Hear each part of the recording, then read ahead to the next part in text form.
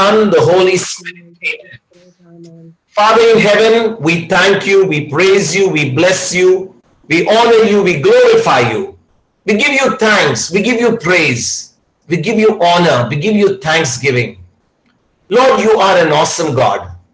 Today, you have given us the privilege to gather together as one family. You have gathered all these brothers and sisters who have gathered to glorify your name, to glorify what you have done in their lives, to glorify your faithfulness, and most of all, Lord, to testify what an awesome God you are, how their lives have changed, how this word has transformed their life and their families. Today, once again, Lord, as we gather together as the church, Spirit of God, take complete control of this class. Everything that we do may be done for your greater glory and honor. Lord, as we gather together here, I ask you, Lord, to take complete control of this entire proceeding. Let everything we do and say bring glory and honor to your holy name. And this, Father, we ask and pray in Jesus' name. Amen. You know, my sisters and brothers, at this point, I'm going to invite our first sharer, and that is my brother Andre. Brother Andre, you can see him on the screen. And Brother Andre, you can unmute yourself and you can share your testimony. You can unmute yourself and share your testimony, brother. Hello, everyone. Praise God. Praise God, brother. Praise the Lord. Praise the Lord, brother. Yes. Is everyone can hear me? Yes, very clearly, brother. Go ahead. Yes. Brother, everyone, my name is Andre and I live in Goa. And I was COVID positive and I was in the hospital. And my brother gave my Vincent brother's number to have a word with him. And praise the Lord, he attended my call and he made a prayer in the name of Lord Jesus. And he told me, before I was not aware, but he told me that Jesus has already given everything on the cross. He has given the diseases, he has given all the sickness, everything on the cross. And that opened my mind and my heart. And before I was like, I knew that Jesus died, but that ransom which he paid on the cross, that really touched my heart, and I just believed that Jesus has done everything for me, and that he also told me that I am perfectly healed. Just believe in the name of Jesus and you are healed. And that's exactly what has happened to me. I was healed. I praise the Lord. I praise Jesus. I give all glory to Jesus. Okay, my brother, And I just wanted to ask you, you said I called you, we never met each other. I'm only seeing you yes, for the first time. I'm seeing you on the screen today because I've never seen you. yes, brother. What was the promise that you understood which made you believe that you were already healed? Because all this time you believed that somebody, one priest or one preacher or somebody would pray for you and God would hear the preacher's prayer and the priest's prayer. But there was something that you came to know that day in the hospital, that God has already healed you. So what was that promise that allowed you to understand that God has healed you? That promise which you said that Jesus has paid everything while he died on the cross. He paid that all sicknesses, all diseases is already been any disease like COVID-19, everything been paid. So Is that like was that made me that he already have paid for me for the sickness, and I am already healed now. so, Brother Andre, it was Matthew 8:17.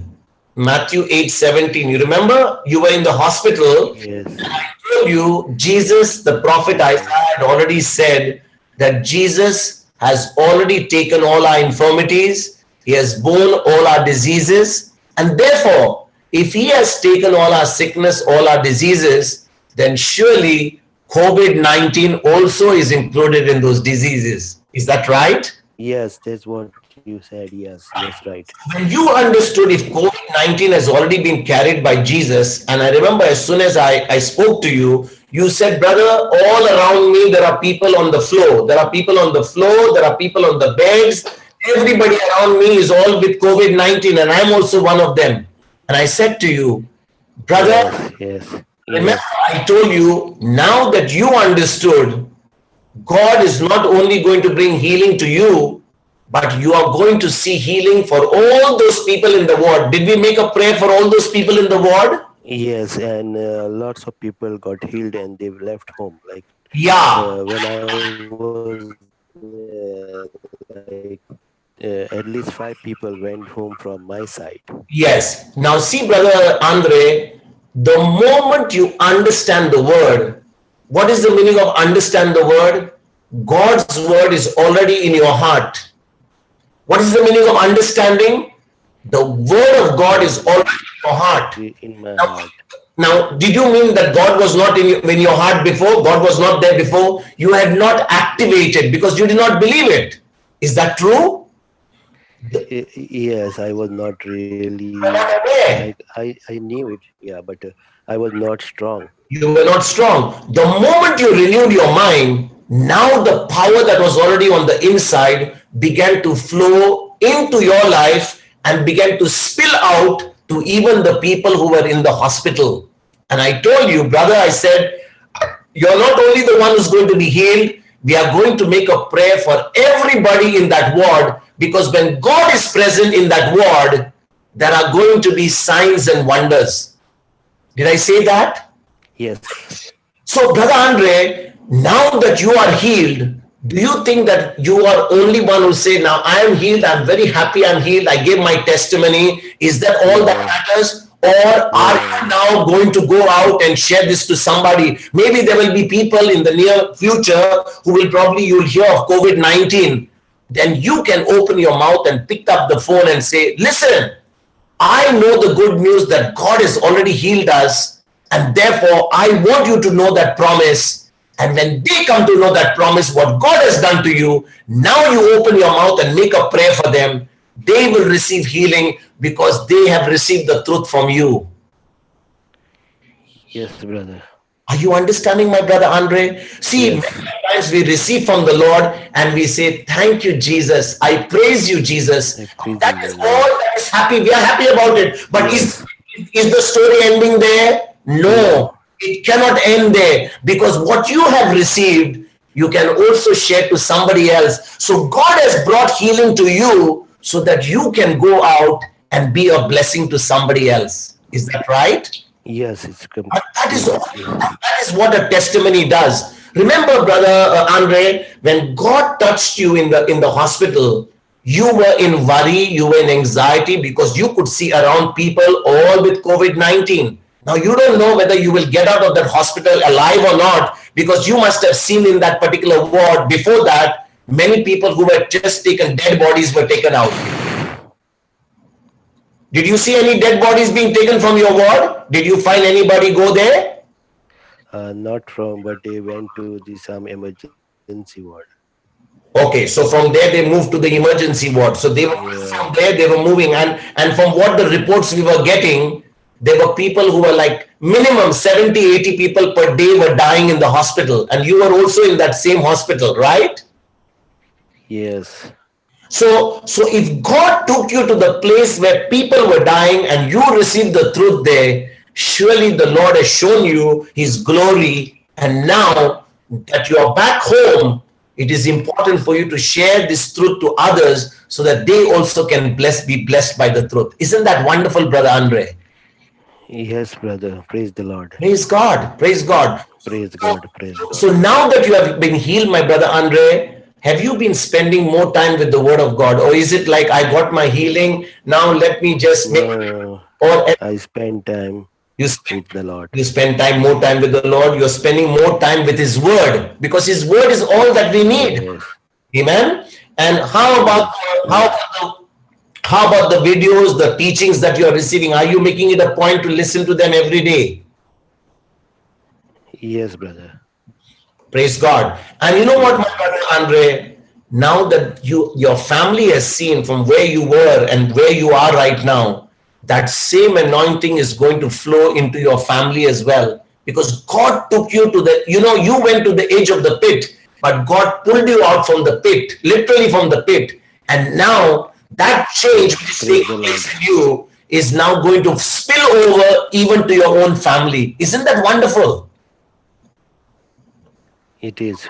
Praise the Lord. Praise God. Praise God. So Praise God. thank you, brother, for sharing that. It was absolutely wonderful of the Lord to show you his glory. But now the real story begins when you go out and be a blessing to others. Amen.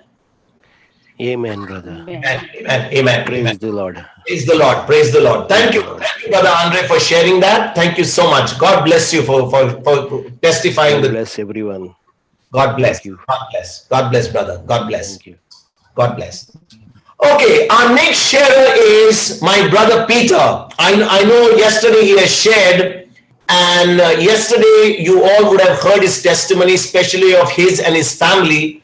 But today I asked them specially to come and share because this testimony, what they shared yesterday on their wedding anniversary, was absolutely a touching. I was touched, and therefore I invite my brother Peter, his wife Tangerine, and the entire family to please come up and share their testimony. Good evening, everybody. Very good evening, Peter. Go ahead. Praise God. I would like to start with my first meeting with you, Vincent, on 5th of October 2019, when I had a tooth problem. We both met each other at Mapsa, outside Monjini's cake shop. I had come over there, and you just prayed over me, and in a couple of hours, the toothache had disappeared. Praise God. That was the first encounter which I had with Christ on your behalf.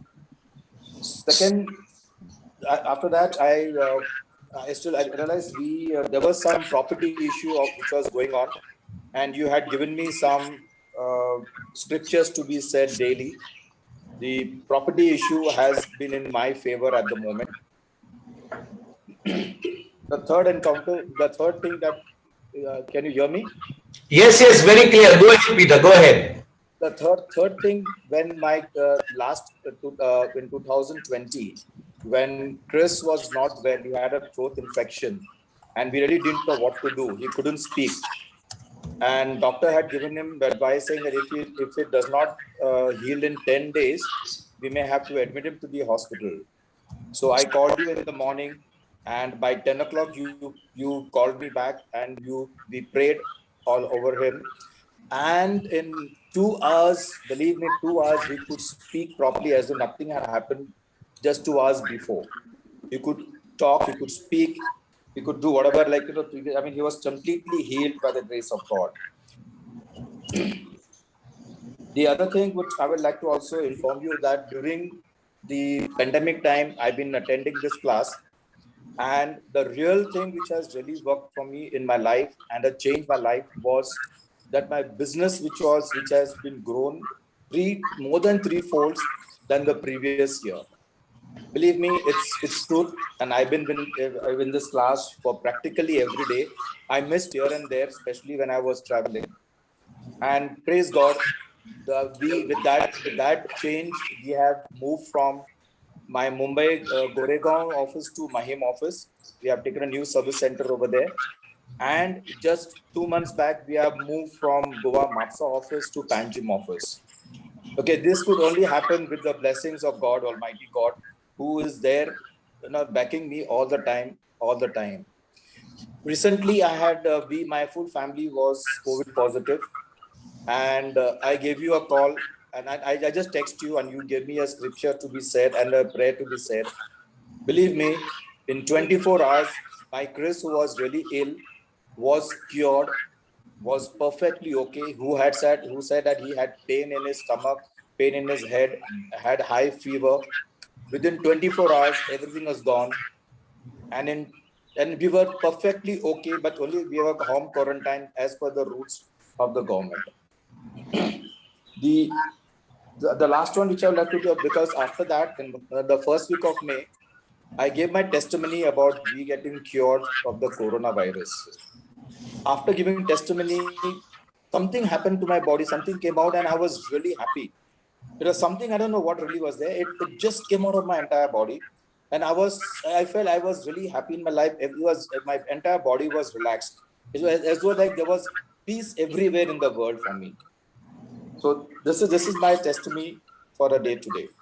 Okay, Peter, before you go, I don't want you to leave so soon. Every time you receive something, you said you called me. When you had your toothache, you called me. When you had COVID, you called me. You had a case, you called me. See, I want to know something, that whenever you have a problem, must you now call me, or do you have the word with you? Now I have the word with me. So tell me, what was the word that you were holding on, especially when you had COVID-19? What was the word that you were holding on when you and the family, all of you, were affected by COVID-19? What was the promise? The promise was, the thing was, I don't know, something was holding me within 24 hours. Then I said, no, I cannot. And then within 10 days, I called up and told in the class, I gave my testimony saying we all are fine. And that's where something happened to my body. That means something was holding me behind. Yeah. So what was the word you were promising, confessing all these days? What was the word you were believing to see all that change that took place? What was the word of God you were holding on? That was, thank you, Jesus. By your stripes and wound, my whole family is completely healed, healthy, strong, and powerful and anointed. Praise God. So you begin confessing 1 Peter 2:24, which said that by the stripes of Jesus, by the wounds of Jesus, you have been healed, you have been restored, you have been anointed, you have been set free. And every time you could feel the symptoms in your body, you could feel that fever, you could feel that discomfort, you held on to 1 Peter 2:24 all the time, confessing the word, and eventually you found that something left your body, and the first thing that you experienced was there was no worry, there was a lot of peace that came in, and immediately you experienced physical healing in your body. Is that right? That's right. Praise God. That's right. Okay. Now tell me, Peter, you said that, you have been confessing the word, you have been sharing the word. You as a family also, you said that after your busy day, you got your business to run in Mumbai, you got your business to run in Goa. You have to shuttle sometimes between Goa and Mumbai. You've got the pandemic taking place. And you said that during this pandemic, your business grew 3 times. Now tell me, what was difference between before and during the pandemic? Because see, during the pandemic, I always hear of people telling me that business is down.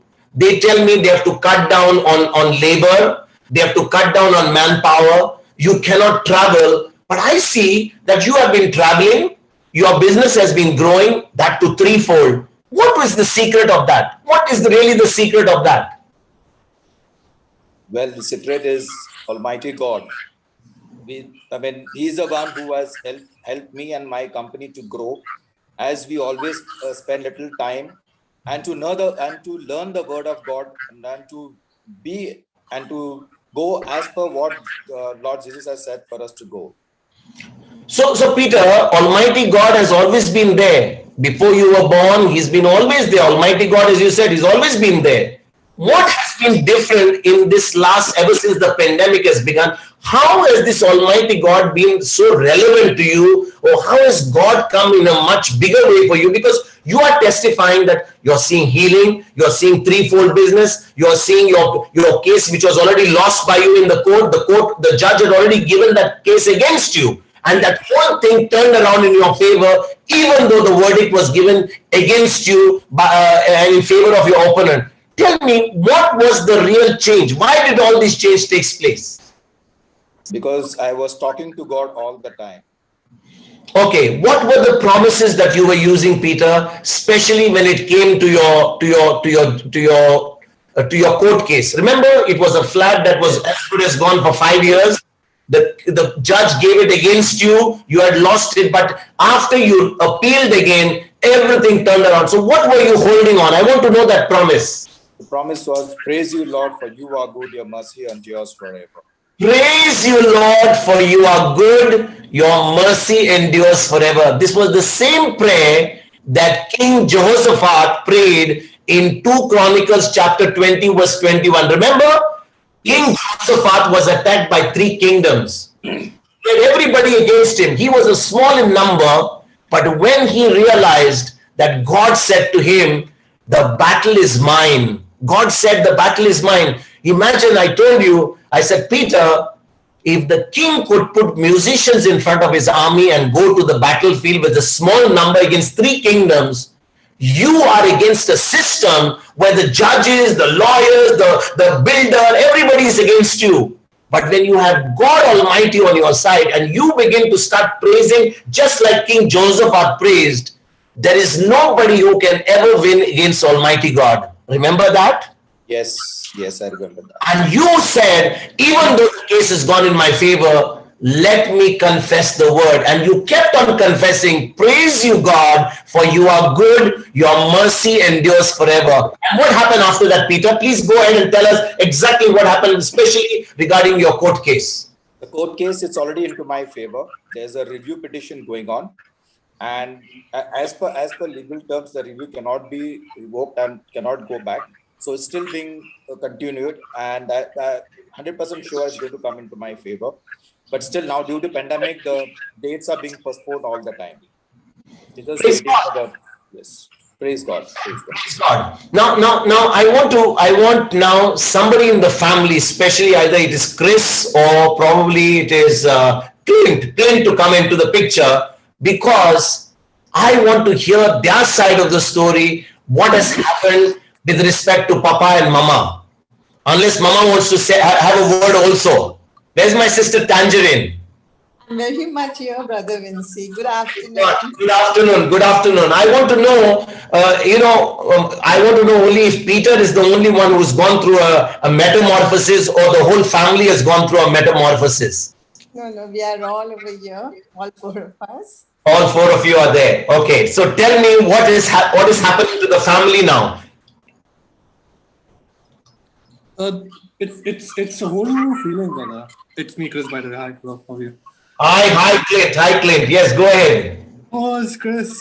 Chris. I'm sorry, Chris. Go ahead, Chris. Go ahead. My life. I was expecting to see you all. I was expecting to see the handsome family on the screen. I don't know why you're not coming on the screen. There you go. So now I can recognize. Go ahead. Yeah, go ahead, Chris. It's like just like how I was telling you yesterday. Like apart from all the miracles that have worked out for me and the word of God that worked for me, obviously, with my healing and stuff, I actually began to take more interest in these classes and the word of God when I began to myself see the change in my parents' life, especially my father's life. He was very stressed out before that, could barely sleep, was always quiet, always on his own. Now he is much more happy, jovial, moving around, much more active, much more vibrant, much more confident. So there's this entire list of positive changes that have come about, and the only thing that has been a major change in his life before that and after that is the word of God. So there is no other question as to what is the positive addition in his life. Praise God. So in fact, Chris, you were not so attracted to the word as long as Dad was coming. But when you see the change in Dad's life, you begin to see his disposition change. You must have been wondering, why come Dad between 4 to 6 is not doing business, only coming to a Bible class and listening to the word of God? What was happening to you at that time?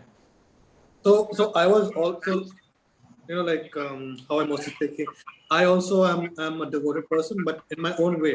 But this was something that was much more intense, and the results were much more powerful. It wasn't something that I was normally accustomed to, because I am much more practical in my way of thinking. And this thing just broke my perception of how the world works, of how things happen, of how God works. So it was very eye-opening for me. It was a new experience. Praise God. Praise God. Yeah. And how does Mama see you guys now? She's like the rose among the giants. So sometimes always a rose. Now there are 3 boys, and she's the only rose. How will we put it? Rose among the thorns? Oh no! Now thorns have all lost all their sharpness, and now they all become blunt.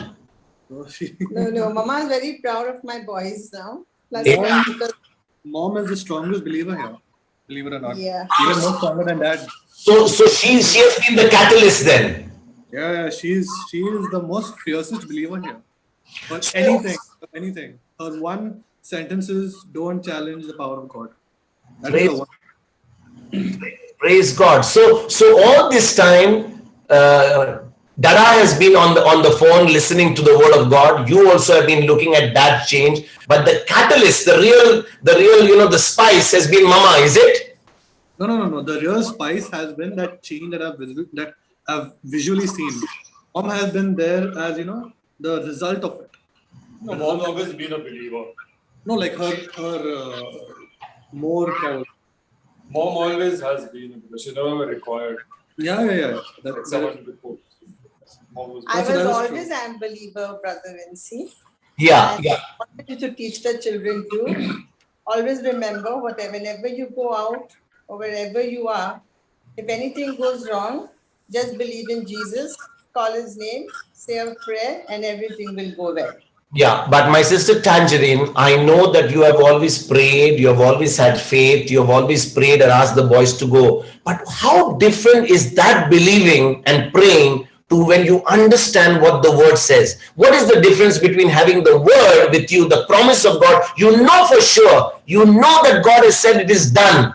And how different is that with respect to what you did before? I'm not saying that you all not church goers, you'll never pray, you'll never went out praying, or you're not a godly family. I'm not saying that it has become like a big change. But what has been the change now by having the word and the understanding of the word? You know, Brother Vinci, the thing was when my boys were in college, and I used to be alone in the house, and I used to always keep praying for them till they arrive home, for Peter too. And one day I was alone at home, and I was a bit scared. I don't know why. But then I was in the bedroom sleeping, and I just saw someone walking around the house. But I said to myself, no, it cannot be anything. It could be someone like, who's really guiding me. So I went to sleep on the bed, and I never closed the bedroom or something. I just slept. And then when I felt someone was waking me up, Praise And God. when I got up, I had my sleepy eyes. I got up, and you don't believe, I saw Jesus. It was Jesus with his white and red robe of his clothes. And he just touched my head and he went away. From that day, I should tell my children, see, Papa, Jesus is always with you, wherever you are. Don't be afraid. Try and face things by yourselves. Always think that he is behind you. So you had a visitation from Jesus in your bedroom. You were full of fear, and he Yes. came and touched you, and he says, and ever since then, you have never had any fear. No fear at all. You Wherever just, I went. all your fear just went away when you had a visitation from the Lord himself, when you were all alone, especially with Yes. people going to work, the boys in college. You were the only one, and that too in Mumbai. And now, when the Lord visited you, because you have always been a person who loved Jesus, but you did not really spend time with his word. Now that you know his word, now that you know his promise, how different is it now? Brother, Do you want Jesus to visit you, or do you have his word already with you now? He's always with us. And Brother Vinci, whenever I get up, and even in my sleep, when I'm sleeping by night, I always have him in my mind, and I keep praying to him. And in saying my prayers only, I just drop off to bed. Praise God, praise God. So he's always with me, and I know even if I'm in the kitchen doing my work or something, I just talk to him sometimes. I say some prayers, and again, I know he's side of me. I feel it's so strong at the side of me when he's there. So the same encouragement I give my children, and I tell them, don't worry, Papa, whenever you get frightened or whenever something comes your way, you just take his name and he'll be there for you. So tell me, Sister Tangerine, now that Peter, you, the boys, and including your daughter-in-law are now in the Word of God, Peter used to always tell me that even though they are going to work, even though they come back sometimes 9:30, 10, you all as a family always sit together and discuss and share the word of God for the day. Why that change has taken place? Why do you all spend time, even though you are so exhausted, you have been waiting for them to come. The boys are tired with the work, their business. Peter has come back tired. Sometimes he's traveling. Why is that you all are now spending time with the word and sharing the word as a family? Why is that change come now? Because the important thing, Brother Vinci, no matter wherever we are, I think our children should know that we should sit down and say our prayer together, you know. And secondly, that they also should know the importance of God, you know. And then they ask us questions or whatever. We sit like a family. We discuss things. We tell them which they don't understand. And then Peter also, you know, tells us whatever. Because we are very inquisitive to know more about Jesus. We want to know like what's going on, what happened and all these things. And Peter guides us. He tells us everything. So Peter has become the pastor of the family. Where is Peter? Where is Peter? I want Peter to come, because I know God did not pick up Peter as the first pope just for no reason. And this Peter is not for any reason. So Peter, tell me how you are pastoring your family. Are you ensuring that you get the word and then you understand it? Or now you are beginning to get so much involved throughout the day. Sometimes you're plugging your ears, you're hearing the word. And then when they ask questions, you have understood it. You want to share that to the family. Is it true? Yes, it is. In fact, previous years, I mean, although we were into God, into the church and everything, I didn't really, you know, I didn't go deep into the entire thing, the way we have gone, where we are going the class today. I mean, nowadays. So I understood each and every verses which we are talking about. I used to explain to them, this is how exactly it happened. Especially when I told you about when Jesus gave up his life and he breathed in, and the curtain of the temple tore from top to bottom. There was an earthquake and all. So I explained to them really what happened. But these things were not told to us by anyone. That these are the things, 5 things which have happened when Jesus gave up his life, when he breath is last. Praise So God. I said, yeah. As I said, it's a time for us, for even like, since I'm gaining something from this class, let me share with my family also in the evening. So we sit about 5 minutes and we just discuss. That's it. Praise God. So now that you share with the family, now that you begin to share this thing, you begin to give them the appetizer, and now everybody who is excited in the word. Yes. Because when Chris was sharing and now Clint was sharing a few, when he came over here, I realized that everybody's excited in the word of God. So this excitement started with you, backed up by the catalyst who was always praying for you. That is my sister Tangerine. And now it is spilled over to the boys and also to your daughter-in-law, Marilyn, I believe. That's right. That's right. Yes. Yes. Praise God. Praise God. So now it is also spilling over to all the employees at Apple as well. That's what I understand. When I came to your office, I know your staff as well. There are some of them who were not Christians, but they also were so happy to come together and pray with us when we came to your office. I mean, what is that culture? What is that culture that you have introduced in your workplace?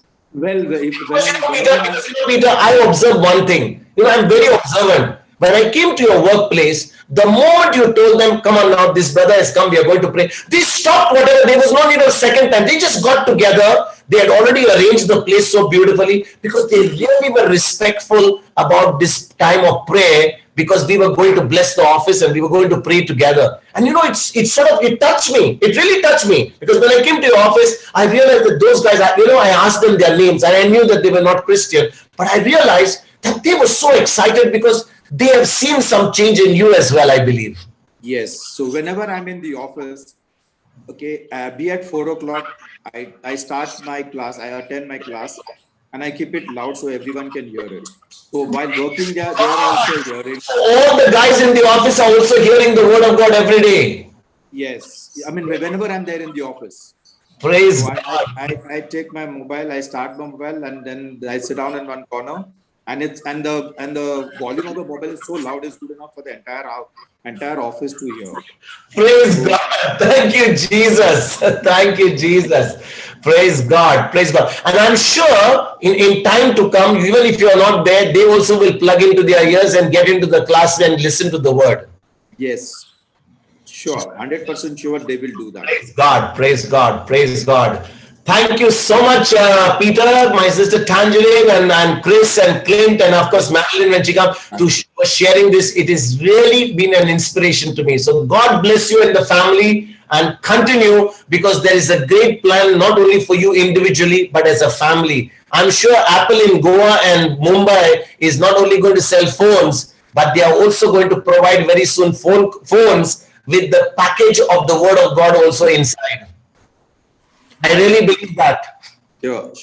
I think Chris is already thinking about it. I know Chris is already thinking about it. If you buy a phone, you're going to get a free package of the Word of God as well. Amen. Amen. So thank you so much. Thank you so much for. Yeah, Sister Tanja, you want to have a last word there?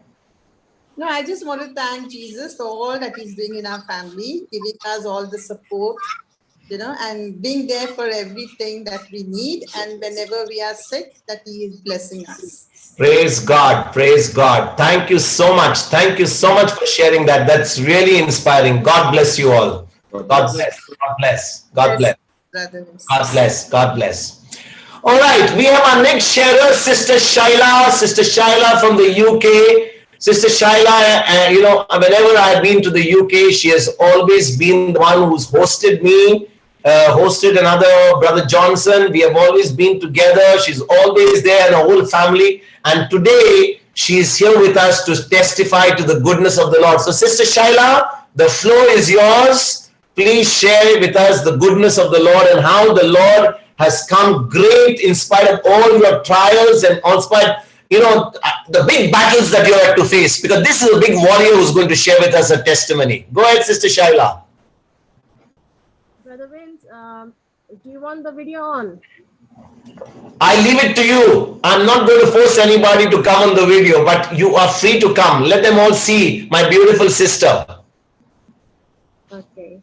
Can you see me now? Yes. Praise God. Praise God. Welcome, Sister Shaila. Welcome. Hi, good evening, all those who are in India and rest of the world. Thank you, Brother Vince, for giving me a chance to share my testimony. My son, Mark, who is 15 now, was undergoing treatment for leukemia. And we were new to the country. We came here in 2016, and he was diagnosed in 2017. And in that's a whole together different testimony that I will just say what I have to say today with regard to his academics. So he's missing school a lot because of the treatment, because we were in and out of hospitals. And in 2018, like he had by 2018 missed almost 1.5 years of school with the British national curriculum, and I am a teacher myself. I am a special educator. In a curriculum such as the British curriculum, it's even a lesson, because it's such a continuum and there are no textbooks. So we started missing a lot, and there was no way we could. Sister Shaila, sorry, excuse me for a moment. You know what? Your audio isn't sounding very clear. Would you be able to fine tune your audio? It's coming a little bit hazy. Oh my, okay. Only if I can. It's sounding a little bit hazy. You're okay, but it's not very clear. So I just want you to, if you could fine tune your audio. If I can stop the video, do you think you can hear me? Yeah, I guess you stop the video. Yeah, if you stop the video, I think your audio will be good. Yeah, that should be fine. Can you hear me now? Yeah, it's better. It's better. I think it's also the laptop that I have trouble with. You can come closer to your laptop or to the device. I think then it will be clear. Okay, all right. Can you hear me now? You can give me an yes, everyone. Yes, it's better. It's much better than before. Yeah, go ahead. So he started missing a lot of school, and even a lesson here and there because of the hospital visits. He was half the day in the hospital, and then he had to catch up half a day. It was like almost 1.5 years of missed work. And because the country was new. We were in Goa before, and so he was new to the system. And also in Goa, when I was teaching him, I always felt like there was a difficulty somewhere, and especially in his maths, he can write his work, he would be behind. So I always thought, and being an educator myself, I used to think that there is something wrong with him. He would not be able to even master some simple. Praise God. Praise God. Yeah, what happened, Sister Shaila? We lost you there for a moment. Oh my. Okay. Can you hear me now? Thank you, Jesus. Jesus. Praise God. Praise God. Can you hear me now?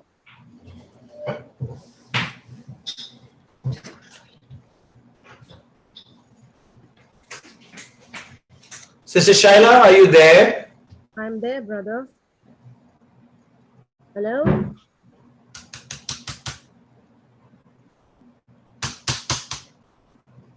Yeah, go ahead. Go ahead. Can you hear me now? Yes, yes, it's clear. It's fine. It's fine. I'm so sorry. So when we were introduced to the word, I used to always think, what is this word? You know, in Konkani, I speak word, musical, and I used to think, what is this word? And I started investigating myself. Um, uh, so I started with Isaiah 55. As the rain from the snow come down from the heavens and do not return to it till they have watered the earth, making it fertile and fruitful, yielding seed for the sowing and bread to eat. Praise So, God. Praise God. so is my word that goes forth out of my mouth, and it will not return to me fruitless, but it will accomplish my will and achieve the purpose for which I sent it. So this caught my attention. So it's the word that goes out, it's the seed word that goes out from the mouth of the Lord. And then I used to think, where is this word now? And then, because I used to think, Jesus is just the present tense. I was not able to make a connection that there was eternity and he was always from the beginning. And then I made a connection with John 1. In the beginning was the Word, and the Word was with God, and the Word was God. It started kind of tuning in. I started making connections. So, which meant that this is the same word which was in the beginning. He is the Lord. He is with us. That word is living and active. That means I can make use of this word. Praise God. Praise God. Praise God. And I made these connections that I can actually take put the word into action. I started teaching my children. If we make the word work for us, because it is living and active, it is a two-edged sword, we can make it work because Jesus defeated Satan. He's come back. He's alive and he is active. So I started making the scriptures. And of course, there were different people who helped us, Brother Wing and the rest of the group, who helped us to get the right scripture. That now when I am in trouble, I know where to go because the word of God is having a solution to everything. So we made a list of a few word of God, which was 1 Corinthians 2, have the mind of Christ and wisdom of God, and my memory is blessed. I can do all things quickly and successfully through Christ who strengthens me. Ephesians 4:13. And the most important I gave for my son was Daniel 17 to 20, which is God has given me understanding and knowledge 10 times more than all. And then when I was referring to the Catholic Bible, it said, God given me wisdom and proficiency in language and literature. Then I would add tell my son. God, praise God. And Daniel was the man who was part of King Nebuchadnezzar's internal group. But because of his wisdom, he, along with Sadrach, Meshach, and Abednego, they were all brought into the courtroom of King Nebuchadnezzar. Yeah, and he was able to introduce dreams and stuff. So this really caught my attention, and I used to show my children, make the reference in the Bible, show them the scripture. So this is what is written. Praise God. And we can actually use it because now we know it is active. That word is active. So I would say, okay, we would say after our family prayers, Jesus has given me wisdom and proficiency in language and literature and in my maths and in my science and my history 10 times more than all. So we started confessing this scriptures, and I can see there are little children in the group as well. Once we started saying it, we started getting the confidence. The results were not instant, but it was slowly coming, because when I used to sit with my son, it was like every day I had to contemplate. Okay, Sister Shaila, just to interrupt you, while you were on the scriptures, while you were getting the wisdom of God, even though you know the doctor's report, you know it's leukemia, you know by now it's blood cancer, you know all these things that are happening to him, you can see physically with your eyes all the negativity happening around. But on one side, physically, you as a mother, you are seeing these things happening to Mark. On the other side, you've got the word, which is giving you all these promises. How were you able to keep yourself focused on the promises, despite the fact that you had to go regularly to the doctors, you had to get to the national health care, NHS used to come to the house? How were you able to keep your mind focused on the word? We want to know how you were able to fight this battle. See, when we come to the other side, yes, it is the word of God, you got the promises. I want to know from you, how were you able to fight the battle in your mind, in spite of knowing that your son right now has got leukemia, he's got blood cancer, the reports are showing all these treatments are going on, and on the other side, the Lord is saying to you, yeah, it is already done, it is already finished. How are you able to fight this battle in your mind?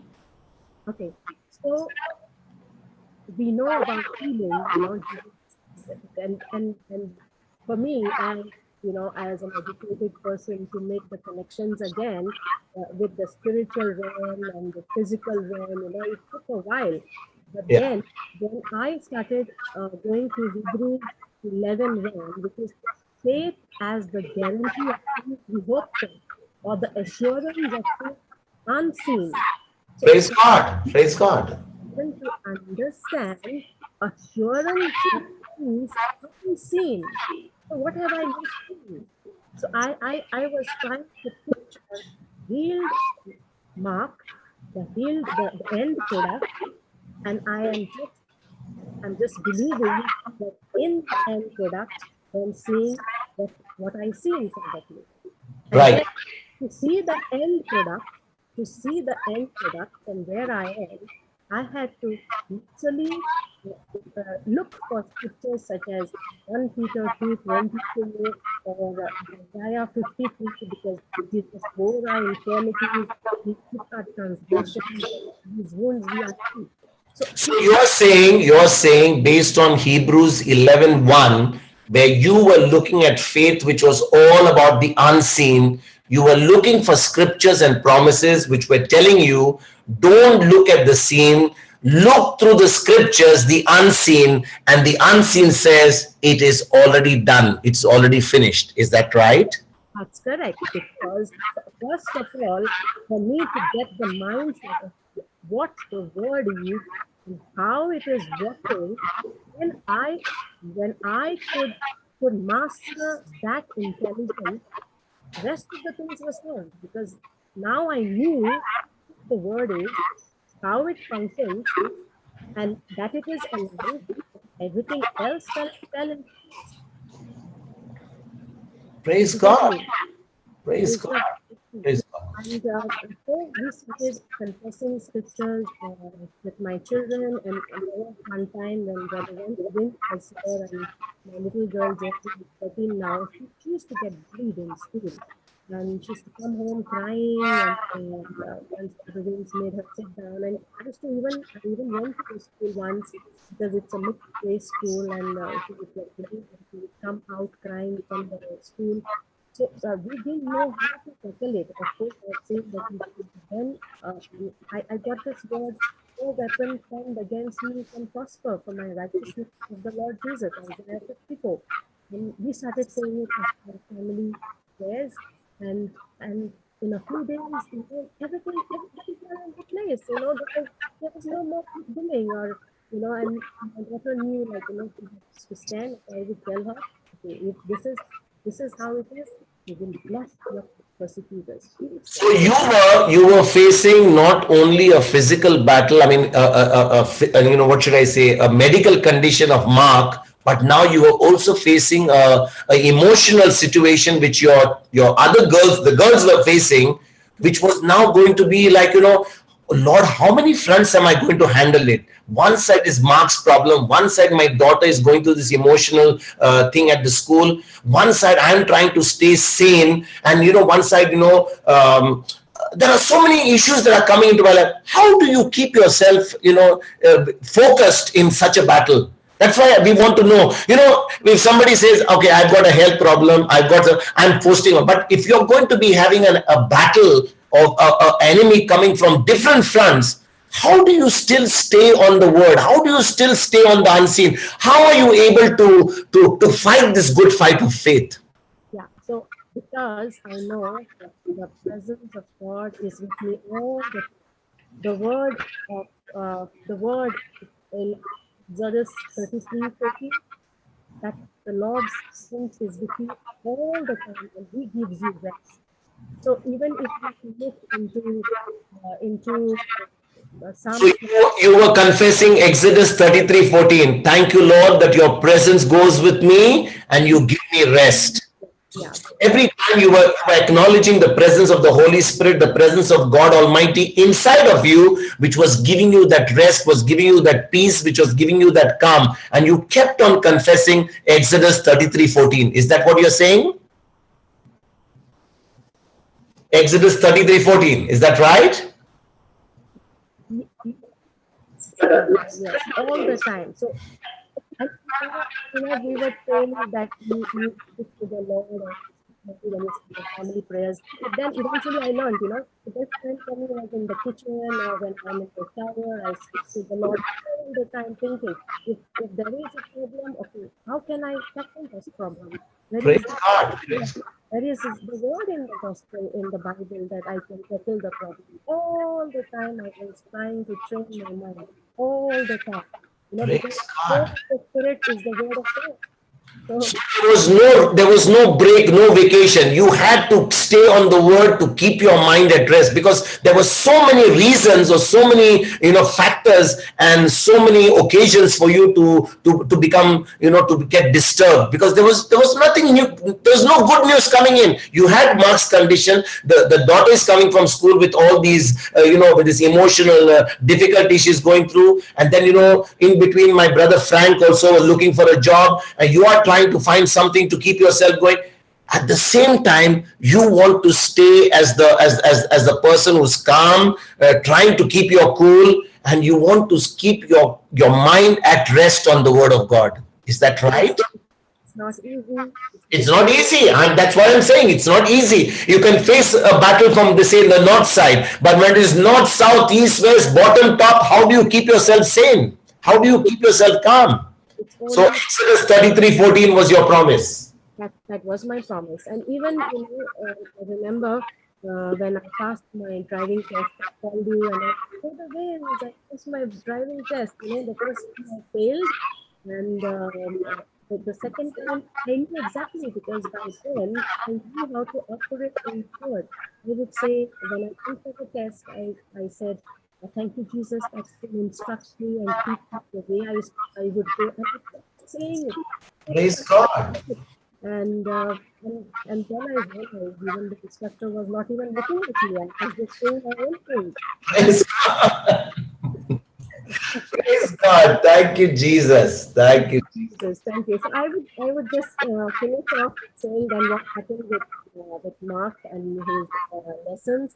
So with the scriptures going on day in and day out, when they were going to school, I would just tell them at least at least to say one scripture, and they would tell me when we have an exam, Mom, just say the scriptures for me. I would stop them and say, Mama would say it for you. You have to say it yourself because the angels have to tell you. Praise God. Praise God. So now it was not only, you were not only the one fighting. Now even the children were basically in the word. They also using the scriptures. They also are confessing the word. And now it is the entire family who is fighting the battle, not just you. Now everybody is fighting it together. Yes, that's correct. That's correct. Praise God. Thank you, Jesus. Thank you, Jesus. And now Mark is in year 10. He finished his treatment a year ago, Okay. almost a year ago. Not yet, yeah, but it's about 10 months. And he's not on grade level yet, but he is almost like he started off. They've got something like CET in London. He started off on CET 2 or 3. He's now like on level 5. It is like a whole accomplishment. You don't have to tell him do his homework. He does it on his own. Praise God. And when was he affected by leukemia? Which year was he affected? Which year? 2017. 2017. And now we are in 2021. It's almost already 4 years. I remember in 2017 when we came, I remember Brother Johnson and I, we passed by your place. 2018 it was, right? 2018. But it had already started in 2017. And by the time we came and we made that prayer and we came the next time, there was such a tremendous progress in Mark's. And then when we came not last year, 2019 when we came, and when I stayed with at your place almost for a week, I remember by then Mark was absolutely perfectly fine. He was already doing things on his own. And now when you testify almost a year and a half later that he has already finished his 10th, isn't this wonderful, all for the glory of God? Praise God, praise God. Praise God, praise God. He is the faithful one. The human beings are not faithful, they're only instruments. But Jesus is the only faithful, and you can run God. anytime, 24/7. And I know, Sister Shaila, you got a lot of testimonies to share, so I want you to keep coming every Sunday, because Sunday is only for our day of testimonies. I know there are so many that you want to share, especially regarding the girls, regarding your marriage, regarding the job, regarding the NHS. There's so many things. I know even the family back home in India is also being touched by the word of God. So I want you to keep coming and sharing all your testimonies, because it's going to bless so many of us. Amen. Amen. Thank you. Thank you, Sister Shaila. Thank you so much for sharing your testimony. Absolutely wonderful. Praise God. Praise God. Praise God. Okay, the next person we have is my sister Susan Saini from Pune. Sister Susan, I want you to unmute yourself now. You are a co-host. Yes, Brother Vincent. Good evening. Very good evening. Yes, loud and clear. Praise God. I really don't know where to start with. I have been, today I complete 40 years of my married life. Praise God. 40 years today of your married life, and what a wonderful day on the day of Pentecost. So we're going to make a prayer for you as well, for you and your husband. But tell us, go ahead. The floor is yours. I have to thank and praise God that I have survived 40 years in this marriage. All glory and praise to God, because it was a marriage of a lot of trials and tribulations, because I had married a non-believer, a Hindu. My husband is a Punjabi. And so things did not work out initially in the marriage where the religion part was concerned. I was not accepted by my in-laws because of my religion. Praise God. They, had a married life of all rejections and condemnation and criticisms. I was not loved by them and even by my husband. I have two sons, and raising up the sons was a bit difficult. And to bring them up in the faith was a challenge for me, was a challenge, which I went step by step all the way. I know that God's presence was with me. As a normal Catholic, I used to go to church and go for retreats and go for novenas and all these things, but I never really knew the word of God. And through all this journey, I knew that it was only God who helped me through with this journey in bringing up the children, especially they're giving them the sacraments and putting the faith into them, looking after them with their sicknesses and studies and all factors of life. I was rejected, not loved in every aspect of my life, and it was a challenge for me to keep the whole family together in this. As I So tell me, Sister Susie, I know from the beginning you started saying I was rejected. It has been a challenge. Tell us, what was the factor? What was the only motivating factor that kept you going in spite of many reasons for you to quit and go? There were many reasons for you to quit and go. There were many reasons for you to quit this marriage. There was many reasons for you to just leave everything and you start afresh, because it was really to a point where enough is enough. What was the point? What was that motivation? What was the factor? What was the main thing that kept you going and allowed you to stay faithful to your marriage? I want to hear that. I was from childhood very close to Mother Mary and with the rosary. In the village where I was born and brought up, I used to go with the statue every Saturday and say the rosaries with all the children throughout the year. And I think it was Our Lady's, my Mother Mary's protection that guided me to Jesus and to Abba Father. And that is what kept me going under her mantle of protection. And slowly grew spiritually. I slowly grew spiritually. As I kept journeying through the trials and tribulations, I never gave up. It was a challenge for me to go through the faith and bringing up the children, making them go through every sacrament.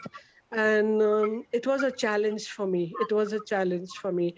But I was not into the word so much as that time, because bringing up the family and all my time went in looking after the children and bringing them up, taking care of them. And through every situation, through every sickness of theirs, I just kept praying, and my faith was like a mustard seed, but it kept me going through all the sicknesses that I faced with the children and their education. And even from Bombay, when I came to Pune, I was very new to Pune. But with my education and with prayers and faith, I started learning things, where things were, and kept me going. Faith was the only reason that kept me going. I had no other reason. And God was the only source of mine. I had nobody to help me with anything. Sister Susie, I want to ask you one more thing. You just mentioned that, it was your faith, Mother Mary, you got to Jesus, you always prayed that and all that. But where did really the change take place? Even after all these years, even though the boys have grown, they have their families of their own, you found something change in your life drastically, and now you are so much excited in your relationship with the Lord. Where did this change take place, and how did it take place? Tell us about it, because I know now it's not the old Susan we are talking about. Even though we are sharing about the old Susan, we want to know about the new Susan. I started learning the Bible in 2015. I went to the Bible school over here at St. Patrick's. I went for 2-3 years, and then even with a couple of friends, 10 of us learning the scriptures, Scott Hand's scriptures. And but actually, I never really got the word into my heart till I began my journey in 2019 with JC ILM teachings. That was my start for me, my journey for me, because through those teachings, I started getting the word into my heart. And then from that time onwards, I never looked back because the So Holy Spirit. did you start with our journey together in the train or in the bus to Goa from Pune? So it was a little before that when I started hearing the talks at Good Shepherd in March 2019. And in, I think, May, we went for the growth retreat. So when we So, used to share every month, we used to come to Good Shepherd and we used to share the word, and you sort of started getting the appetizer. Now you wanted the main course. yes, yes. I started learning really the word of God, and I started putting it into my heart. And from there onwards, it was a non-stop journey, which I have grown spiritually right now. So now, how much is the word of God really become part of your life? How much? I mean, earlier used to say the rosary, Mother Mary, and all that. But now, in your life today, supposing you take a whole day of your life, or 24 hours of the day, how many hours of the day do you spend with the word of God? I spend it to the maximum because last year, the whole year, I was on Zoom with the JCILM teaching, and every minute of the day I can get, I am with the Word of God. And now the Word is alive in me and it talks to me, and I can meditate on it. And just like Joshua 1:8, it is quite alive to me and talking to me. Praise God. Praise God. So, what does Joshua 1:8 say? Yes, meditate on my word day and night, and you will make yourself prosperous. Be strong and courageous. Be strong and courageous, and meditate on my word day and night. Do not leave it from your mouth, and you will make yourself prosperous. So the word on your lips, the word in your mind, and now you are actually doing what the word says. So first on your lips, then in your mind, because you're meditating, and now you are doing the word, and now you are no more crying, no more tearful. Now you are only crying tears of joy. Yes, yes. So, I mean, the word has taught me a lot. And as even when the children were small, we were all social people, reaching out to people and helping people. But now I use the word of God when I have to pray for somebody who's sick, or when I have to help somebody in any problem. Praise So God. I Now use the word of tell us, Sister Susan, how many people now, when people call you and they say, can you pray for us? So what do? Do you tell them, go to the doctor, or go and go to the preacher, go to Brother Vincent, go to Brother Johnson, or do you make that prayer yourself? I make it myself. I Praise always tell God. them. So now it is Dr. Susan signing. Is that right? Spiritually. Now we got a spiritual doctor, Dr. Susan. Now Dr. Susan doesn't need to call preachers anymore, because now Dr. Susan is ministering the word of God directly. Isn't that true? Yes, yes, yes. Dr. Susan was not Dr. Susan when she started. Before, she was little baby Susan, even though she was a grown up, almost 30, 38, 37, 38 years. But now, my precious sister Susan is now become a mature adult in Christ, and now she's ministering the gospel and praying over people. After how many years? 19, 20, 21. In 2 years, you have become a giant in the faith. Yes, yes, I have. With the Holy Spirit leading me, I depend on the Holy Spirit to lead me. Praise God. In tongues and I praise. Praise God. How is our Father? You remember one time we were at the service at, what is that? Kruth. And the father who just celebrated the Mass, he came out, the tall father who had a problem with his back. I don't know his name. Father Matthew. Father Matthew. How is Father Matthew now? You remember he had all rods, and he had rods and wires in his back. Remember? Yes, I have been in the charismatic prayer group in the parish for quite a number of years. So whenever I put scriptures on the prayer group when they need it, because I have all the scriptures with the prayers. So every time when they say that someone has got COVID and someone pray for this one, pray for that one, I put all the scriptures onto the prayer group. I use the scriptures every time now. Praise God. Thank you, Jesus. And what a journey it has been. What an awesome journey it has been, my sister Susan. Absolutely awesome journey. And when you are with the word, I tell you, isn't it an awesome journey? Yes, yes, because I mean, the more I learn, the more I hunger for it, and the more I want to know, and the more the Holy Spirit reveals to me. In spite of the fact that you don't have support on the other side, because your husband is still not accepted Christ, right? Yes, there is a lot of trouble on the other side. Yeah. But now I'm not irritated by anything, and it doesn't trouble me and bother me. Praise God. Praise God. So although you don't have support on the other side is looking, is this the same person I married? Can we now go on a honeymoon? Is this the same Susan who was of all these years? She suddenly looks so more brighter. She looks so more younger. She looks so more enthusiastic and changing around. Brother, the taunting and the mockery still goes on, but I'm at peace now. I have the peace of Jesus. Praise God, praise God, praise God. And that is the most wonderful thing, that when you have experienced Christ in 2 years, even though there is all this, movie taking place all around you, because you have Christ on the inside, you have His word with you, the Spirit of God is leading your life, you are just not affected by the taunting and all those things happening, because you are at rest. You are at rest. Yes, Isn't that true? Yes, yes. Praise God. Praise God. So where is your hubby now? Is he around there that we can pray with you both, or should I call you later to pray, both of you? I think you can pray right now. He is busy at the moment. Okay.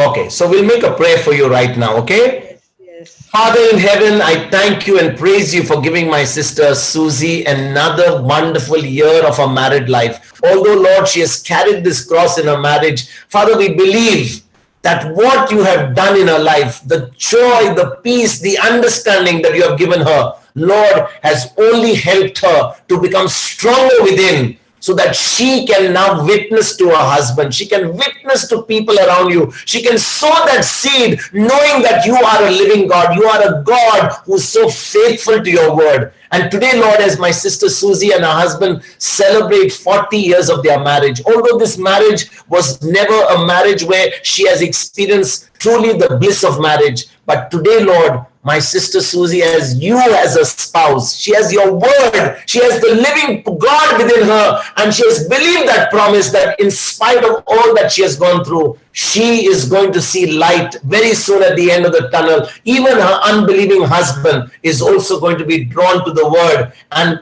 he's also going to be saved through the faith and through the love, through that unconditional love of my sister Susie. Today, as we all bless her on her 40th wedding anniversary, Father, we believe that this couple is not only blessed to be a blessing, but Lord, their testimony is going to prove to the world that you are alive and your word you are always faithful to. And today, on this day, my sister Susie, I bless you with the same blessing that God asked Aaron to pray over the chosen people. So my sister Susie and your husband, the Lord has blessed you and kept you. He has made his face to shine upon you. He has been gracious unto you. The Lord has lifted up his countenance upon you and given you his joy, his peace, his love, his protection, his abundant grace and blessings. And on this day, we bless you in the name of the Lord.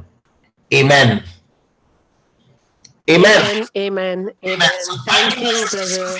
Thank you so much for coming and sharing your testimony. And we look forward to seeing more testimonies of yours. I'm waiting for the big one as well. Okay? Praise God. Yes, yes. God. Thank you, Brother Vincent. Thank you, Sister Susie. Thank you. All right. At this point, we will want to call on our sister Eileen. Eileen, are you there? Yes, brother. Yes, Eileen, go ahead. The floor is yours for you to share your testimony. Thank you, brother. Praise God, everyone. Yeah. Praise God. Praise God. Yes, so this is a testimony just happened today. We've got the results. So It has been a month. Last month in my family, we had one death of my uncle, my mother's brother, due to COVID. And then after 2 days again, we had a second death that was of his own real brother who was paralyzed for a long time. So he also passed away. So basically, we had two deaths in our family. And when my uncle was sick in the hospital, his son had gone to actually take care of him in the hospital. His name is Charles. And he was there taking care of him almost, I think, 2 to 3 weeks. They were there in the hospital. So after they finished the funeral, he came back here to his home. And then we got them tested for COVID. And to again the dismay of everyone, he got tested positive. So So after he loses his father, he finds himself also affected by COVID-19. yes. So post that, I mean, he was given the treatment from the doctor, and he was fine at home, but he was complaining of little bit of breathlessness, right? And we were checking his oxygen. So that was, I mean, going in the number of 80s, 85, 83. That started to worry. So around 4th of, sorry, I think 30th of April, he went for his scan, CT scan, and in the evening, and the results had not come. What was the CT scan result? I mean, you get a report and you get that digital X-ray kind of a thing, right? So we got the X-ray thing, but we did not get the report, the written report of the doctor. And as per what the doctors saw the report, I mean the picture, the scan, they said he's at a very dangerous state at this moment. So his CT score was very bad, but we had not known at that point of time. So we came to know the report next day, and the doctor said that he immediately needs to be hospitalized. Now he was in Lonavala at that time, and that night around 12 o'clock or something, we got him hospitalized to a And you nearby said at hospital. that time when you called me, you said his lungs were damaged by 95%. Yes, yes. So I will just that will come next now. So we got him hospitalized that night at Kamshet, and then because to find a proper ICU hospital in Pune, we still did not know, like night 12 o'clock, who's going to give us that. So we temporarily admitted him there, and then next morning the plan was to shift him to another hospital right away in Pune. So we went there, and the night went off. The next day the reports came, and they were 95% of this was there. The lungs were infected. That is what the doctors told us. So we were kind of shattered, like already two have gone, already how much trauma to take in, right? It wasn't easy for all of us. And then I had called brother, and the whole night, right, when he was hospitalized that night, 12 o'clock, I was with the Blessed Sacrament online adoration continuous until morning. I did not sleep that night. It was like just waiting that nothing should go wrong at any point of time. The whole night I was live in the adoration. And the morning I called Brother Vincent, I think around 8 o'clock or something. And we prayed together with the word of God. Brother Vincent prayed for him. We said the word where 2 or 3 are gathered in my name, whatever they ask, will be answered, right? So we claimed that promise, and we believe that he's healed, right? But things still did not stop there, right? Because the next thing was we moved him. We were not getting hospitals. We almost called around 100 hospitals. You won't believe. All of us, I mean, all the family members trying to get a hospital. We got one temporary hospital, but that doctor said that he just had an oxygen. And when he saw his report, he said, I cannot keep him here because he's a patient who needs ventilator. Again, we were struggling, and he said he will not survive at all. You guys see, I mean, get him admitted. So last at 2 o'clock or 3 o'clock in the afternoon, our family was almost like giving up. What's going to happen, because we were not getting a hospital. We tried all our best, all our contacts, everything, praying hard. Last, I'll tell you, it went to the intercession of Saint Joseph. Why I'm telling Saint Joseph is because when Mother Mary was pregnant and she was about to deliver, as we read, right, he knocked many rooms and he could not get a room, but finally he got an in to stay, right? So it comes from that, the inspiration that came to me, that pray to Saint Joseph. prayed to Saint Joseph, and I just surrendered. I went out with my husband to see if there's a hospital. We just saw 2 or 3, but by the time I got a call that there was a hospital arranged for him, so he got hospitalized in YCM. But that happened around towards the evening. So this happened on 1st of May. And the story goes ahead. We prayed. We were all praying. Brother had given me a prayer of scripture. We were praying. But towards again, 5th of May, what happened was he was improving until then. We were happy that God is answering, things are working out. But again, his oxygen levels dropped very badly, extremely down. And the external oxygen supply that was given to him was almost 60 liters, which is very high. I mean, for a patient to survive. And the blood, there was some clots in the blood that was also very high. So many things to worry about. So finally, on 5th of May, what the Lord inspired is my brother called me. He said he's very critical. Please pray. But at that point, I don't know, somehow there was a sense of calm within me that God is in control. You don't have to panic. So God is in control. Morning, I just went to the scriptures, Psalms 41, 1 to 3, which inspired was, Blessed is he who considers the poor, the Lord delivers him in the day of trouble.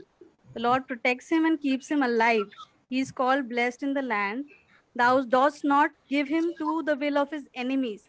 The Lord sustains him in his sick bed. In his illness, thou healest all his infirmities. So Praise this was the God. word. Praise This was God. the word that came, and then we did a little charity that morning immediately, because the Lord says when you help somebody during your time of trial, it is then where He also takes care of you.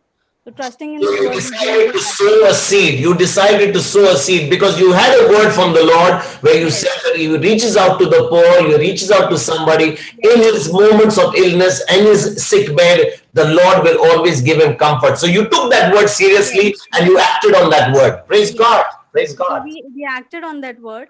And then further, that night, my brother had told me that since he's not getting well, they had already done the remdesivir treatment. So the last option that the doctor was thinking, there's a drug, I don't recall the exact name, it's almost around 40,000 rupees.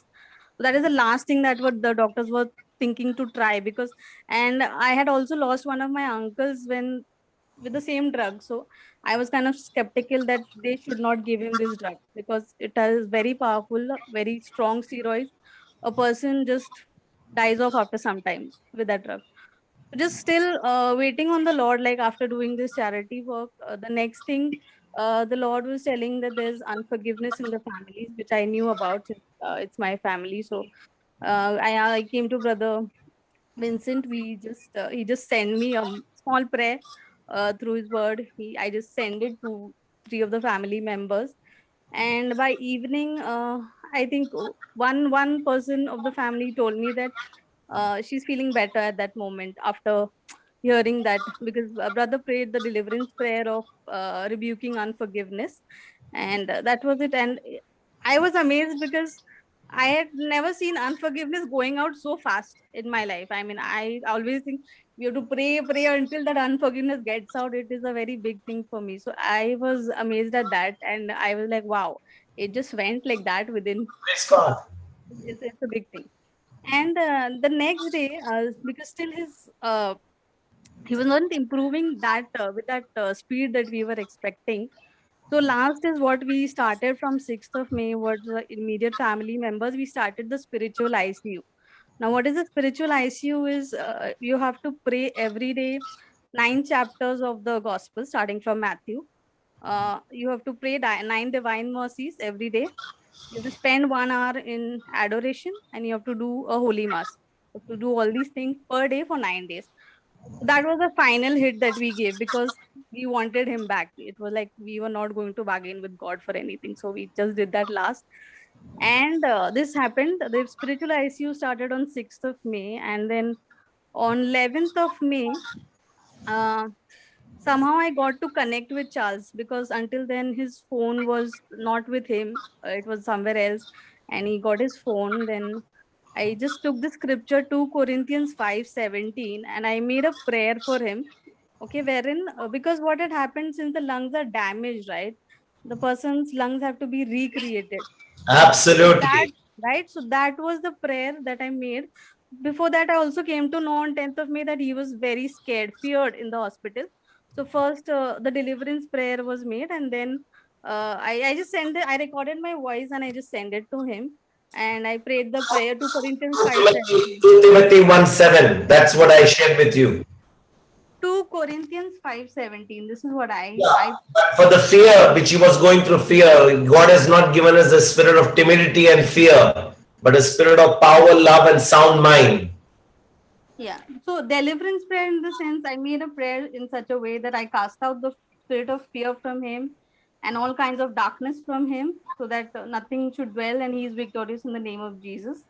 This is what the prayer that was made. And then 2 Corinthians 5:17. Let me just read it out that for you.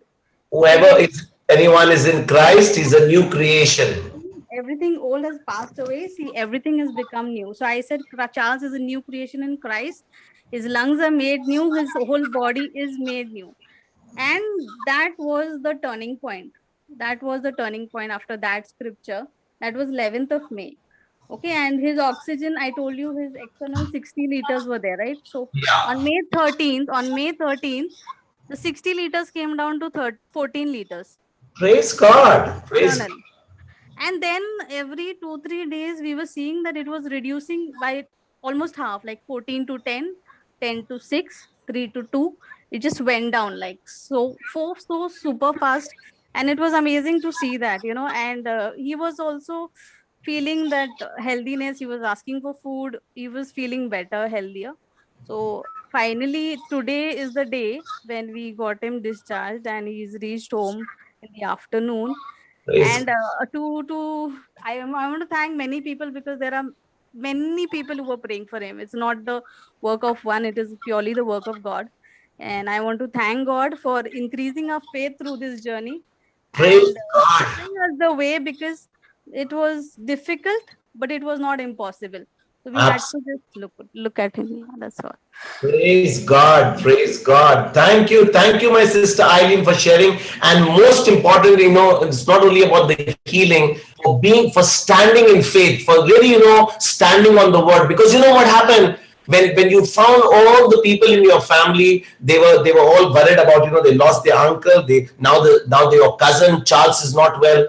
What were you doing? You were searching for the word. You were seeking for the word. You began to realize that through this illness, they were able to reconcile. There was a lot of healing. There was forgiveness. So many changes. Yeah, all those changes took place. The end result was there was healing for Charles. But before that healing could take place, God was actually uniting the family. There was so much of unforgiveness. So much of there are actually 8 siblings, you won't believe. So 8 siblings, you can imagine what a big family. So there are a lot of mess, but yeah, I want to thank God for everything, because God used Charles to get them on the right track. So that is how God works. Praise God. Praise God. Thank you, Sister Eileen, for sharing, and praise God that, you know, Charles is back home. Maybe, you know, the next Sunday we could have Charles on this side of in this class, sharing his side of the story, how the Spirit of God was touching his life, what change has gone through after he has gone through the desert for the last almost a month now in the hospital. Yes. Yeah, I believe we can have him as well. So thank you very much for sharing. God bless. God bless. Thank you so much. Thank you. Okay, now we're going to have Consuela. Consuela, it's over to you. Yes, you share, Consuela. Yes. On Tuesday of 18th May, I had received a prayer request from my classmate through a prayer group on WhatsApp. And she's someone that I don't know personally that well, but because she's my classmate, like I know her somewhat, I thought I'll just help her out in telling her a truth about healing. So she said to keep her friend in prayer who was tested positive with COVID and is in the ICU in GMC, and his oxygen count has gone down to 75. So he's unable to breathe, and basically his situation is very critical. And then when I read that message, it just made me recollect the Bible teachings that I had recently heard from you.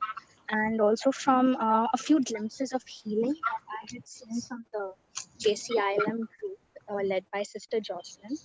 So then I remembered that Jesus is our greatest intercessor. So we do not require to ask people to pray for us, because if we believe in Jesus through our words and faith, we are already healed when we thank Him. Amen. So with this, Amen. Amen. Praise God. so with this in mind, I wanted my friend to experience the glory of God. Just before you go further, Consuela, let me ask you something.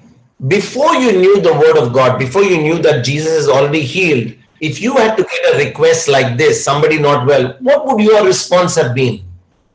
My response would have just been like how all of us Christians respond, that yes, I will pray to Jesus and God will heal the person. God will heal the person. Yeah, this is exactly what you knew before. Now that you came to the word of God, now that you understood the truth, you don't need to ask Jesus to heal. You only have to believe it is done, and you need to share the truth with somebody that is already done. Correct? Yes. Praise God. Go ahead. Go ahead. Tell us. So then 2 days later, which was day before, I wanted to send the prayer with scriptures that you had sent to receive the healing from coronavirus. That is 1 Peter 2:24 and Mark 11, verse 23 to 24. But then I thought, before I send the prayer, I will make my friend understand what the scriptures mean by giving some background information, because I knew that she might not be knowing the word of God, because she herself is asking people to pray, and she's stating what is seen, that oh, he's critical, oxygen levels are low. So based on that, I thought I'll make her understand. So then I explained how it was prophesied in Isaiah 53 verse 3 to 5, that Jesus would bear all our infirmities and diseases on the cross.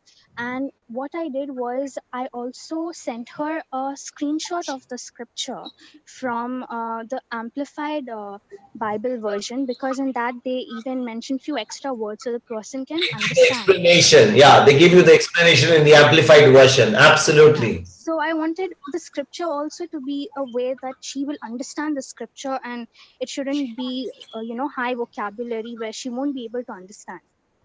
So I did that. I sent the screenshot also of the scripture. And then after I told her about that scripture, I told her it was also fulfilled in the New Testament when Jesus died, and what Matthew had said in Matthew 8:17. Then I told her what 1 Peter 2:24 meant by telling her that by the wounds of Jesus, you're already healed, so your friend is also healed. And because, he took the punishment for our sins, and he just wants us to live righteously. Praise God. Praise God. Yes, praise God. And then then finally, I did the thing of asking her the question that, so now by you knowing that Jesus has already taken up the coronavirus disease and all the body malfunctions away, and has taken up all his sins on the cross and suffered for them, do you believe that Jesus has already healed him? Now, because I was doing this on WhatsApp, I couldn't, ask her. I wouldn't get an answer directly from her. So then I told her, if yes, then just say, thank you, Jesus, for healing my friend, because by your wounds, he or she is already healed, and your precious blood is flowing through him right now. Praise God. I also told her.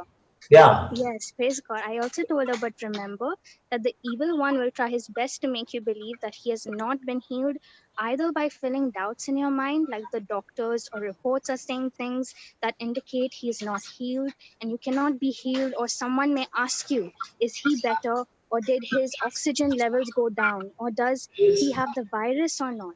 And Awesome. Praise God.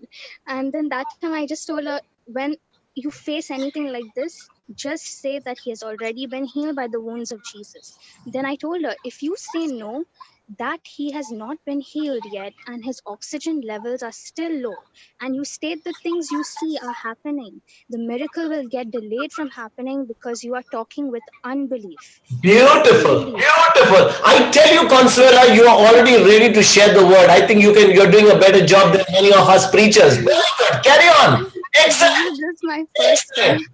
Excellent. Go ahead. Wonderful. Yeah, I told her about the unbelief, that unbelief will short circuit your miracle from happening. And this implies to everything in our life here on earth. So you have to just have faith, which means that you have to believe the unseen taking place, to believe the impossible is possible. And that is what it means to believe in Jesus. Praise God. Thank you, Jesus. Yes. Then I also told her, I also mentioned few scriptures below then talking about faith. So I just told her below a few scriptures to help you understand what faith you need to have.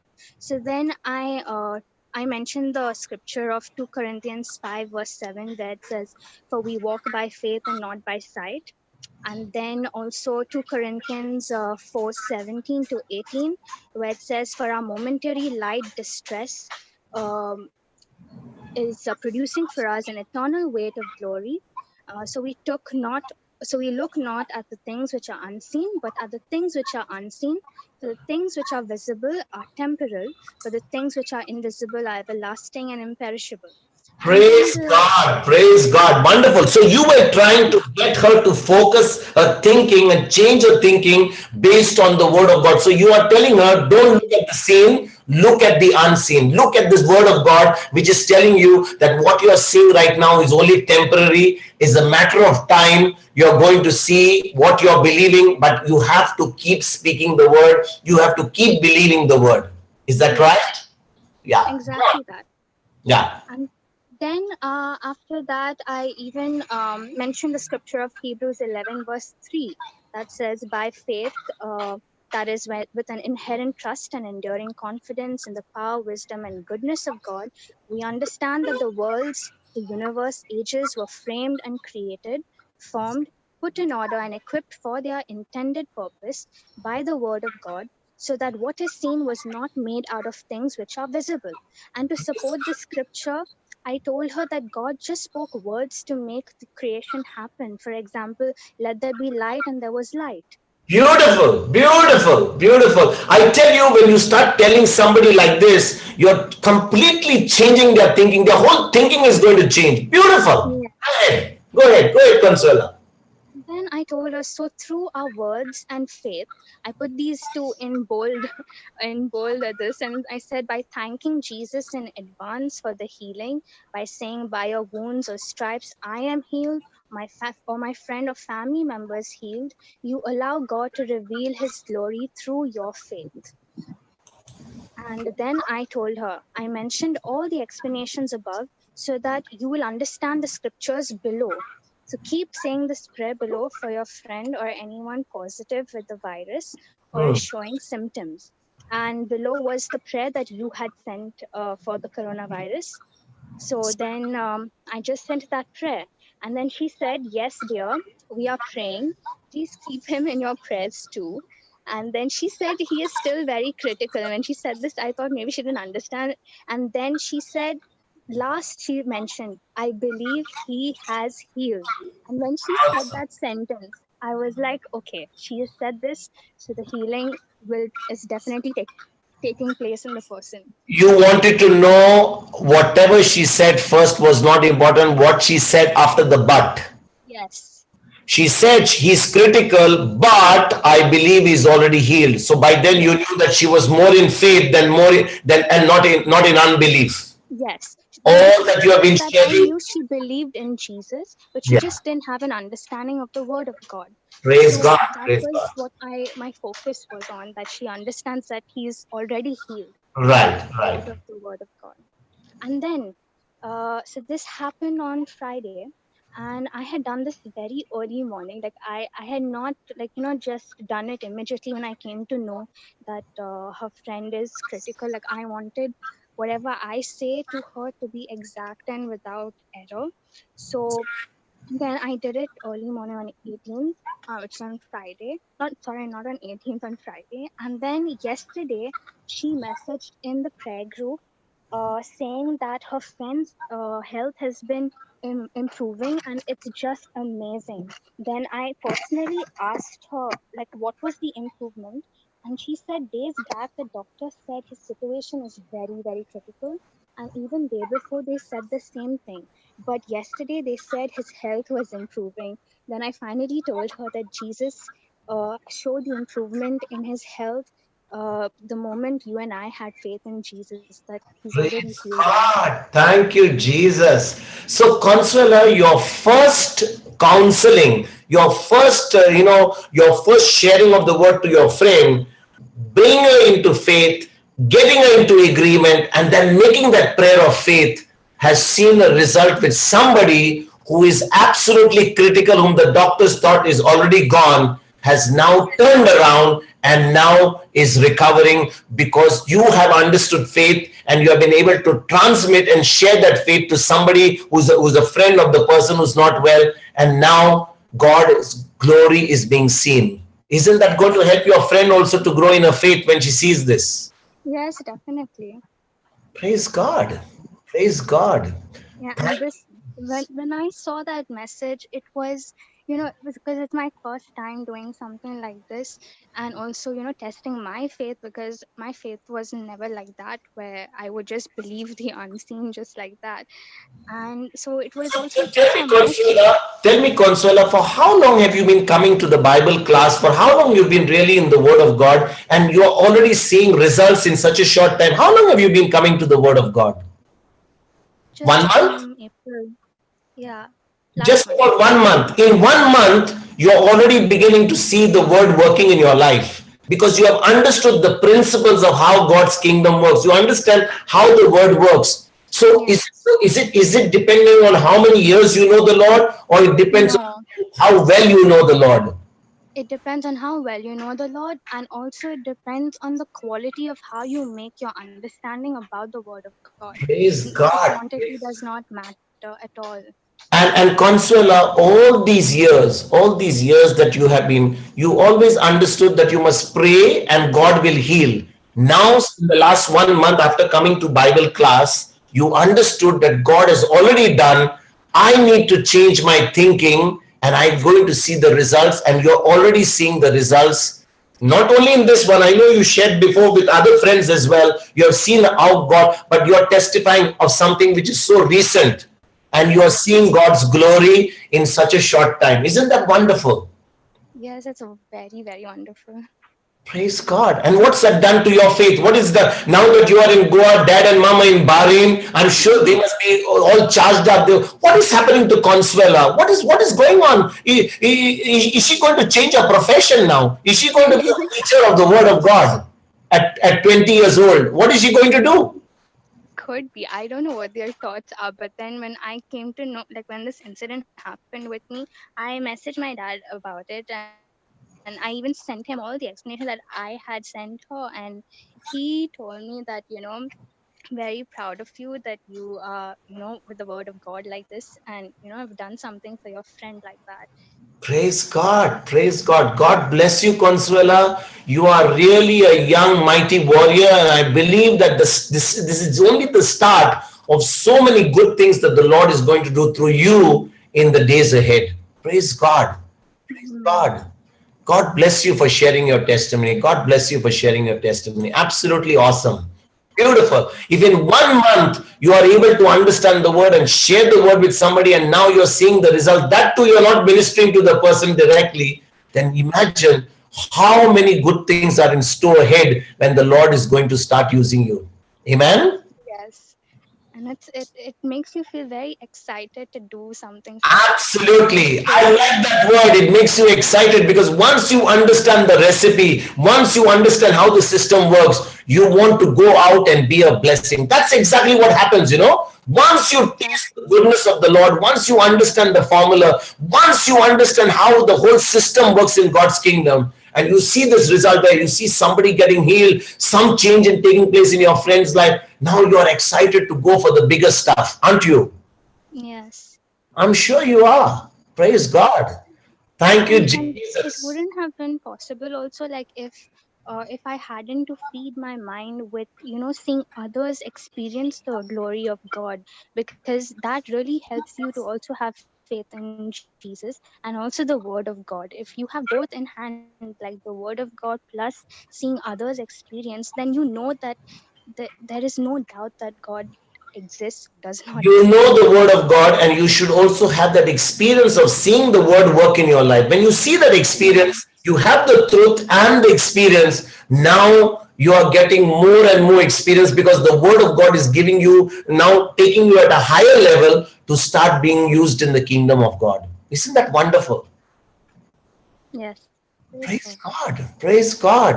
Thank you, Jesus. Thank you, Consuela, for sharing that. That was absolutely awesome. And I really believe that, you know, God is just preparing you, even at such a young age, for a lot of ministry. Believe me, great ministry from you, you know, with the days ahead. If you have already gone in 1 month, just in 1 month, you have been able to see such a big change because your whole thinking had changed by coming to Bible class for 1 month. Imagine how much the Lord is going to be doing for you in the days ahead. So be ready, soldier. Be ready. There's a lot of unlearning to do as well. Praise God. Praise God. Praise God. Praise God. Thank you. Thank you so much, Consuela, for sharing. God bless. God bless you. So, you know, my dear sisters and brothers, today we have had, you know, we may not have time for more people to share. I know there are others also in the queue who have told me they wanted to share, but we are going to have our Hindi class starting very soon. But as I said, all of you who have shared your testimonies, one thing is so clear today. The word of God has finally proved to us how faithful the Lord is. How faithful the Lord is. You know, God is so faithful to his word. And you know, these testimonies that we have shared, we are going to do that every Sunday. So any of you who know and you have been praying for, and those of you who have seen the glory of God, please come to this class. Please come on Sundays. If you can't come other days, if you're working or if you're studying or you've got other things to do, but come on Sunday and share your testimonies. And even if you give me an advance intimation, I can put you up the queue earlier so that you can share. All these sisters and brothers who have shared today, they have actually sent me private messages in advance. So I had to give them the first chance. I know others came in later, but you always can share your testimonies on a Sunday, which we are going to dedicate only for testimonies. So I want to thank you all, my dear sisters and brothers, for participating, for hearing the glory and you know, seeing the glory of God. And today, when we are going to reflect on all these testimonies, let us also remember, through these testimonies, we can see the faithfulness of God, we can see the goodness of God, and most important, we can see that through these testimonies, our faith also will rise up to go out and be a blessing in the lives of others. Because tomorrow, when you and I go out and share this testimony, just like Consuela shared, other sisters, my sister Susie and all of Sister Shaila and all of those who have shared today, have shared their testimonies. What is going to happen? My brother Peter, their family, it started off with him. Now it has gone to the boys. It's going to go to their future generation because they have already been soaking themselves in the word. And the more we keep the word of God before our eyes, the more we begin to become doers of the word. Surely, just like, you know, a sickness like coronavirus can be contagious, fear can be contagious, even faith can be contagious, and faith can start moving around to everybody. Fear will be gone away, and we will begin to see a great new revival in our present generation. Surely, because each one of us made that decision to step out in faith. Amen. So let us pray. Father in heaven, I thank you and praise you for giving us this wonderful brothers and sisters who have shared their testimonies, to share the goodness that you have done in their lives. Today, Lord, through all these testimonies, we want to just glorify your name, glorify your word, believing, Lord, that all that we have heard has only strengthened us in our faith to step out, to go out and be a blessing in the lives of others. And for all this, Father, we want to thank you and praise you in the glorious and mighty name of Jesus. Amen.